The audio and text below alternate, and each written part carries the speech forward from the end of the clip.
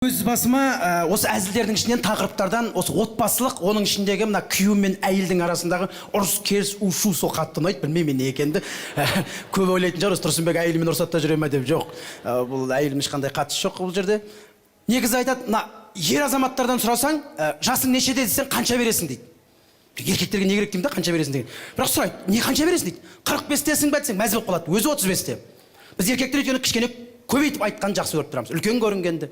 Ана жеңгелеріміз, қыздар, әйелдер жағы жас көрінгенді жақсы көріп тұрады. Нешедесіз десең, қанша бересің дейді. Біліп тұрасың енді, примерно 40-тың үстінде екен. Бірақ осы ренжітіп алмайыншы осы. Неше десем екен деп тұрасың да. Даже 30-ды қимайсың ғой. Бетіне нағылы қарап тұрасың да. 27 дейсіз бе? Десең, бәрі сүй деп айтады деп қуанып қалады ғой кәндір. Жас көрінгенді қалап тұрады. Негіз айтады, мына өмірде әйел адамның қазір шығам дегенмен еркектің қазір келем деген екеу бірдей екен. Әйелдер үйден шығып болмайды, біз еркектер үйге келіп болмаймыз. Біз уақытында үйге келмесек, ой, заланғандарын көрсеңіздер үйде отырып. Бүкіл прошлыйың жинап отырады ғой. Дело ашып қояды саған бар ғой кәндір. Бала шағаға репетиция істеп, подружкаларына звондап, генеральный репетиция істеп, үйдің ішінде кәм үрліп отырады өзінен өзі. Негізі әйелдердің көңіл күйі қандай екен бірден білуге болады. Өздері білдіріп қояды, шыдамайды ғой. Көңіл күйі жақсы болса звондайды. Шай дайын, қайдасың, келе жатсың ба? Айтшы, қай жерде келе жатсың? Қай жерде келе жатсың? Қоймашы телефонды, қай жерде келесің? Айтшы деп. Көңіл күйі жоқ болса қысқа ғана айтады. Қайдасың не дейді? Жүрек сұрады. Что-то не то, бірдеңе істеу керек, не істеу керек. Әр еркектің өзінің тактикасы бар енді, әйелдердің көңілін табатын. Біреулер сыйлық алады, біреулер жұдырығын алады, әйтеуір әркім әртүрлі енді. Жолшыбай бір подарка алып аласың. Үйге қарай жақындайсың, балдар айтып қояды ғой жаңа. Папа келе жатыр деп. Анау үйде отырып, образға кіреді.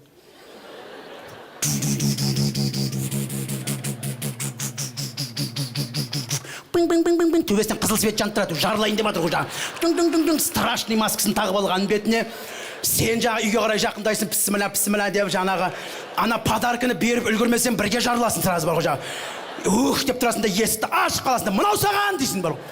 Ана подарканы көрген кезде банадан бері жиналып отырған ашудың бәрі функ етіп шығып кетеді ғой. Бірақ жүректен, денеден шығып кеткенмен түрін бермейді ғой, ой, түрі әлі бүйтіп тұрады. Ана подаркеге көзі жеткен жоқта не екен білмейді ғой, ертерек беріліп қолмайын деп отырғандағыша.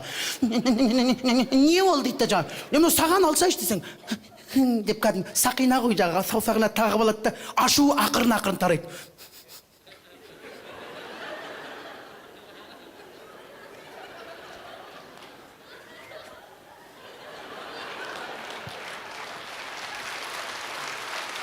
Телефонына қарай кетіп батады, телефон. Подружкасына звондайын деп бара тұр ғой жаңа.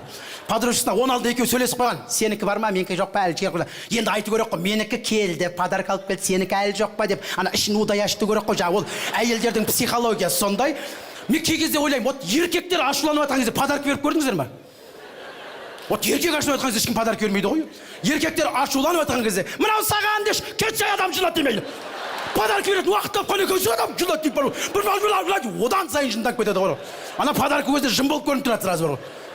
Сосын біз еркектер 1-2 сағат өткеннен кейін өкінеді екенбіз ғой. Кәдімдей өкінесің. Бекер алмадым бар ғой. Мен үшін сатып алды ғой, барып бар ғой.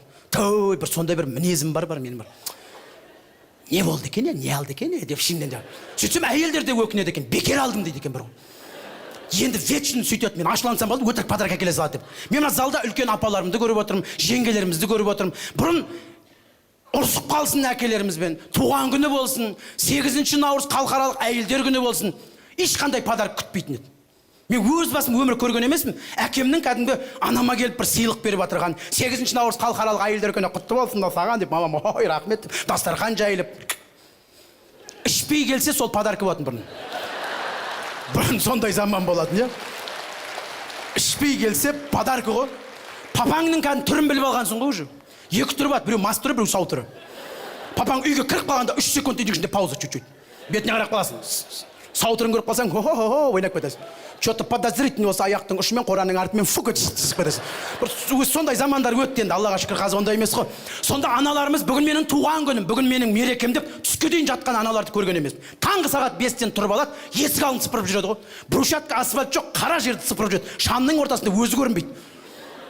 Күйеуін шығарып салып жұмысқа, қазанын қайнатып, кірін жуып, ол кездің кірлері қандай деймді.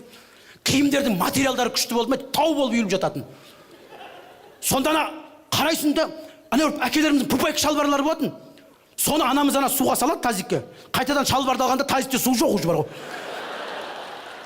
Біз шақырып, мында кел, сығамыз дейді. Сен ан жағында тұрасың, мамаң мын жағында тұрады. Мамаң кішкентай болса да күші көп болады. Іштің жұмысы, сырттың жұмысы өзі жүретін ғой енді. Ан жағында сен тұрасың, мын жағынан сығып отырған кезде жук. Сен ан жағында кірмен бірге айналып жатасың. Жук.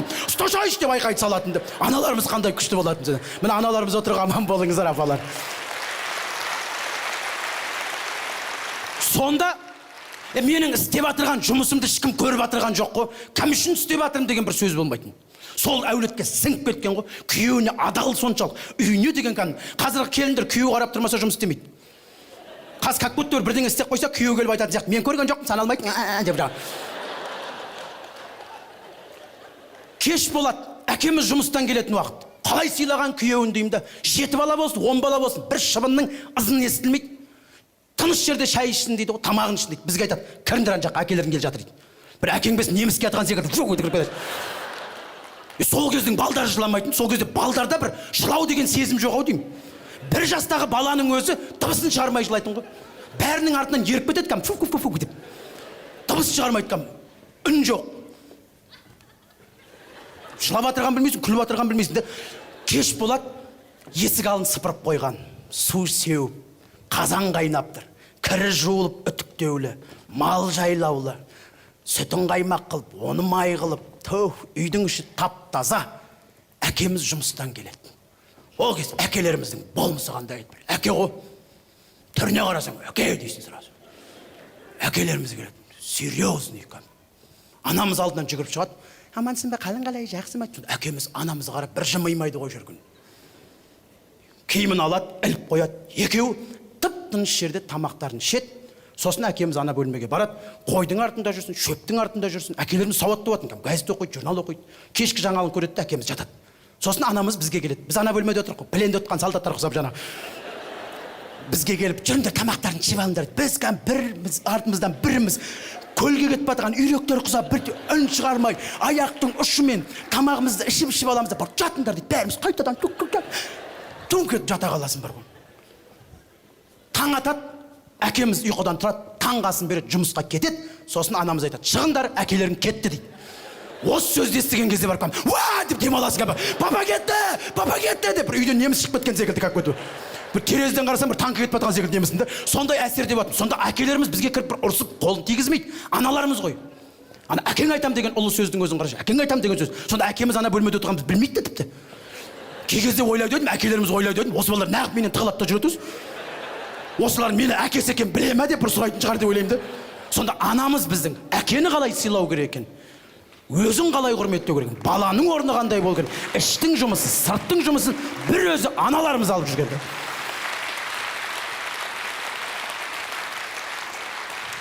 Қазір қалай? Қазір енді айтайын енді, соны айту үшін шықтым негізі. Банағы мысал ғой.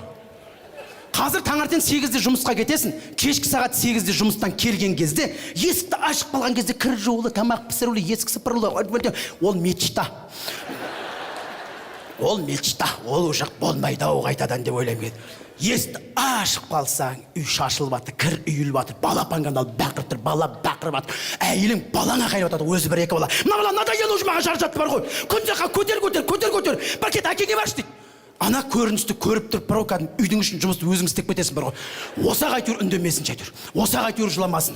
Осы әйтеуір тыныш болсын деп үйдің үшін тамағын пісіріп кетесің, кірін жуып кетесің. Ана балдарды алып, наоборот, ана бөлмеге солармен қосылып өзің отырасың. Жылама, пап, мама келіп қалады. Мама жоқтап жатыр. Сонда ана баланың түк күнәсі жоқ. Баладан көреміз, баланың түк күнәсі жоқ. Таңертең 8-де жұмысқа кеттің, қолына телефонды алады, Инстаграм, сериал, ВК, сериал, 8 болды, күйеуінің жұмыстан келетін уақыт есіне түсіп кетті. үй шашылып жатыр, тамақ піскен жоқ, кімнен көреді? Ұйықтап жатырған баланы оятып алады. Есіктің ашқанын күтіп тұрады, бүйтіп қалды. Есік ашпаңыз деп, мынау надоело уже маған шаршады деп. Не дейсің маған вообще? Күнде қашты естеткен жоқсың ғой. Сен арқаладында жүрдің, сен мен жүрдім осы деп. Ана баланың түрін қарасаң вообще непонятно вообще. Мен вообще қандай кінәм бар мен вообще? Мен күн ұзаққа ұйықтаған адам деп айтайын десе ана баланың тілі шықпаған дәлді.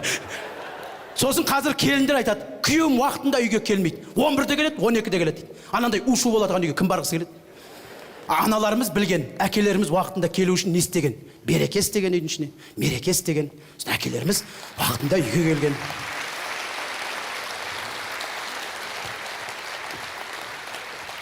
Біз де сол әкелердің ізімен үйге кірген кезде, ай шіркін ай жаңағыдай оу деп жүрген армандаймыз. Сондықтан мына аналарымыздың жолымен жүрсек, әр шаңырақта тыныштық, береке, мереке болар еді деп ойлаймын.